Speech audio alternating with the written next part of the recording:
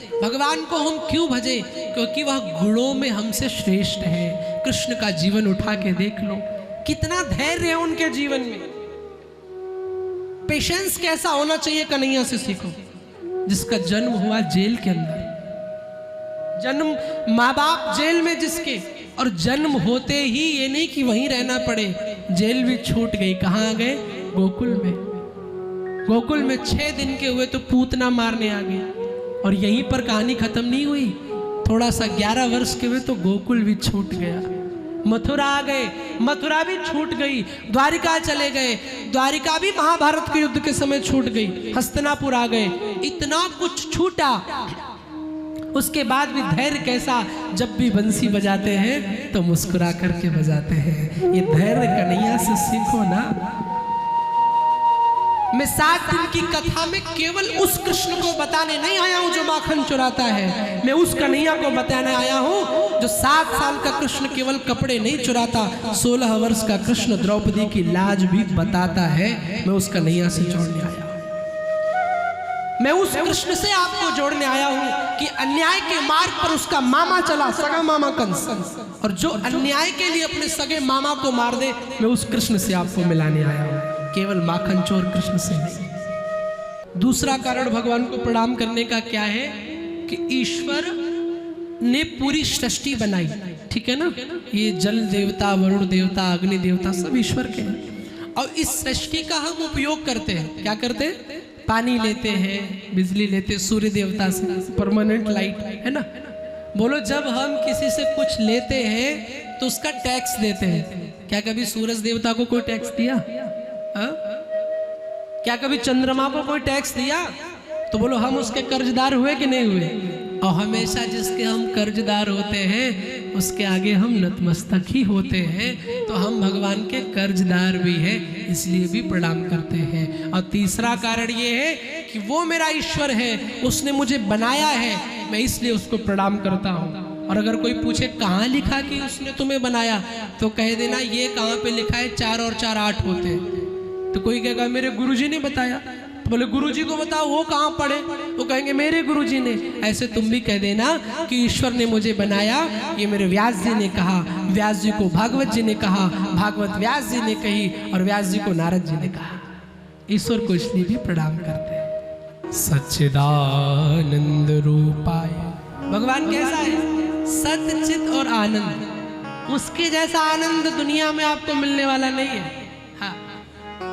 ये संसार आपको आनंद नहीं दे पाएगा। आप सोचो आनंद संसार दे दे, कभी भी देने वाला नहीं।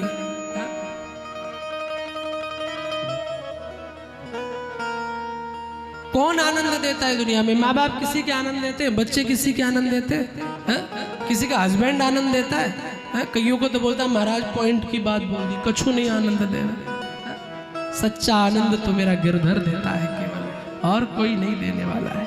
धन भी आपको आनंदित नहीं कर सकता। 3 चीजें जीवन में आपका दिमाग खराब कर देती है। पहला, यौवन, जब आप यंग होते हैं तो आप फिर किसी की सुनते नहीं है, थोड़ा जिम विम कर लिया तब तो। दूसरा, धन। धन से पूछा कि तेरी स्थिति क्या है, गति क्या है?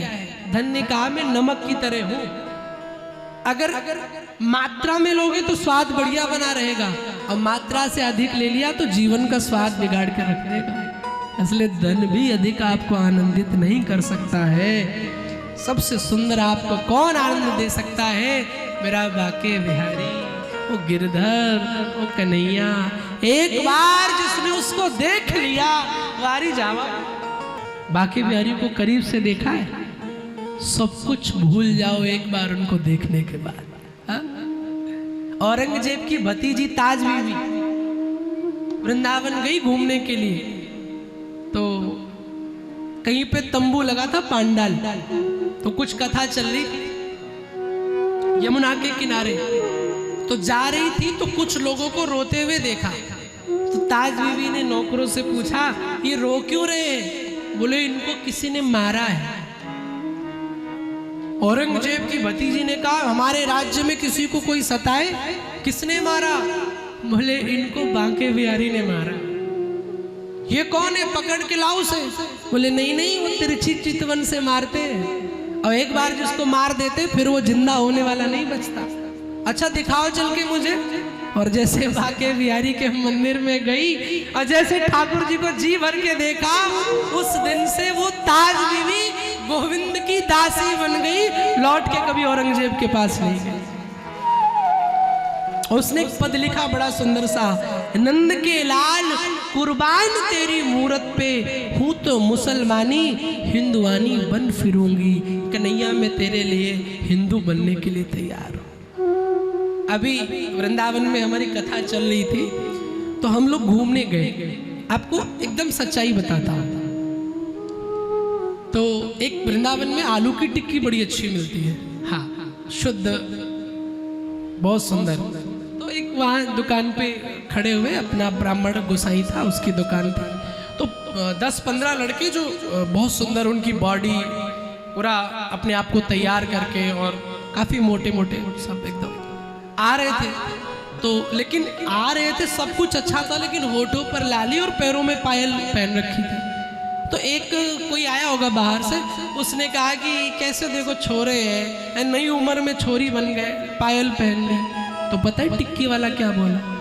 उसने कहा प्यारे ये वृंदावन है, यहाँ आते तो लोग अपनी मर्जी से हैं, पर जाते बिहारी जी की मर्जी से।